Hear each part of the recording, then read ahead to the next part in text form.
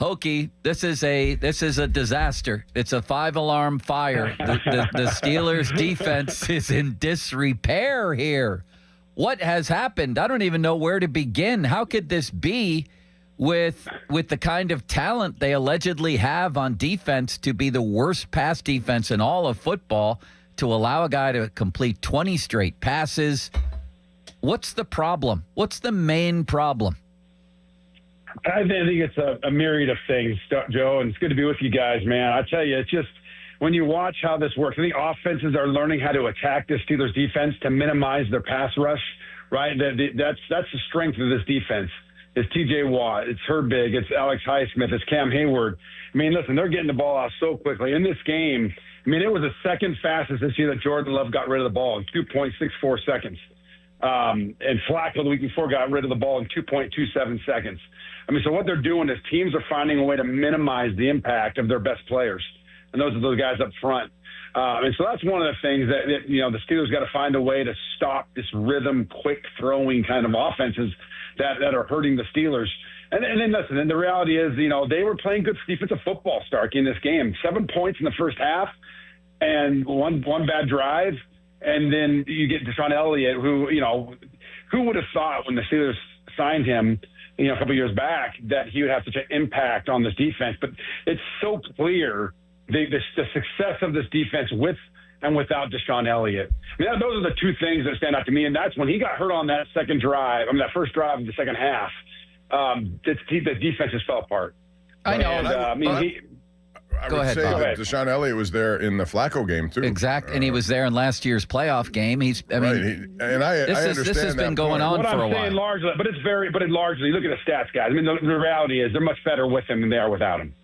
I mean, that's a fact, right? And so, yeah, there's been games here or there, but largely, generally, they're much, much better. But here's the reality: they're just not playing good football. They're not playing good football. I mean, listen, on the back end, when they go press man, they can't get these receivers off their timing, off their spot. You're seeing these guys, running in rhythm. They've got to stop this rhythm so the quarterback can't throw the ball to a spot and get the ball out quick. If they have Jordan Love, they have Joe Flacco, other quarterbacks, hold the ball onto the ball for another split second. These guys are going to get to them, but they can't. They don't have enough time. When you're getting rid of the ball at 2.64 seconds, when you're getting rid of the ball at 2.27 seconds, I don't care if you have Superman back there. You're not going to get a sack. How about just jamming it at the line of scrimmage then? If that's what I'm saying. They got to do that, but they got to be careful though. They've got to be able to. They can't be jumping and biting on little head fakes. They've got to be disciplined, Pomp. And the linebackers, they've got to be disciplined. They've got to be more patient and play action. They can't be running up there and play action and letting the ball being thrown in a little soft zone behind them. They've got to be more patient and reading through the mesh between the quarterback and the running back. So there's a lot of eyes, a lot of discipline. There's a lot of things that they've got to get better at. And so the Steelers right now have a lot of work to do if they want to get back to sitting comfortably atop this AFC North or back on a winning streak. Really, they stink, Koki. They can't even get 11 people on the field for a big 2-point conversion, and miscommunications all over the place.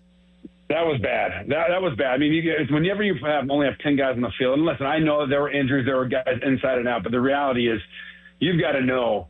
There's always got to be a guy watching. Like when I played for the Steelers, right? There's no secret. I backed up Casey Hampton, one of the best nose tackles in the history of the game. And the reality was, I watched him. One of the things that made me who I was, and I always watched, and I always had Casey's back. If Casey wasn't out there, I was in. I mean, if he just even went to practice, to walkthroughs, to games, I was always watching. And if Hamp was off talking or Hamp was, something happened, quick to turn around, I would be running out there in his place. These guys got to the backups got to be more focused on, hey, and if you are the backup, who's backing him up? Who's supposed to be out there? Everybody's got to be focused and in the game for those 60 minutes.